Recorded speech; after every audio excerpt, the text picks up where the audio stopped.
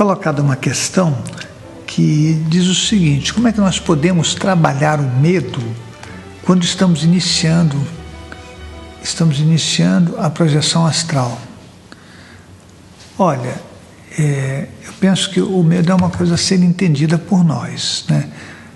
Uma das coisas é que você tem dois tipos, pelo menos, de medo, né? Um medo real, de coisas que te ameaçam, né? E que podem te causar algum dano ou a perda de continuidade, e aquele outro que é o medo emocional, que está dentro de você, que é um medo difícil de lidar se você não resolver as suas questões, porque ele é uma ameaça que te acompanha o tempo todo. Então, se você estiver, por exemplo, à beira de um precipício, é óbvio que você vai ficar com medo de cair e se machucar. Mas quando você, por exemplo, está na tua casa, na tua vida, no dia a dia, com certeza o teu medo emocional, ele está sempre com você. Ele não vai dar uma voltinha, né, e depois desaparece. Não é assim que funciona. O medo é uma desorganização interna, né, uma marca que acaba nos incomodando muito, principalmente porque o acúmulo de medos pode se transformar em pânico, né? Você pode ter um transtorno de pânico que vai te atrapalhar em tudo que você faz na tua vida, né? Bom, na projeção astral, normalmente o medo é emocional. É o medo de a gente lidar com o desconhecido, é o medo de a gente perder o contato com o corpo físico, não poder voltar mais, né?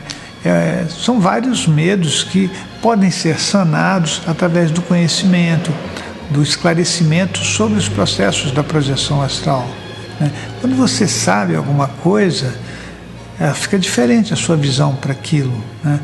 E eu penso que essa é uma boa ideia, a gente saber mais sobre o assunto para poder lidar com ele com mais tranquilidade, né? Senão você fica tão amedrontado por coisas que são pequenas que você não vai conseguir fazer nada na tua vida, não só a projeção astral, mas nada. Então, eu penso que para você lidar com o medo, primeiro você precisa ter conhecimento, né? É uma boa ideia aprender mais sobre a projeção astral, se possível fazer cursos, né?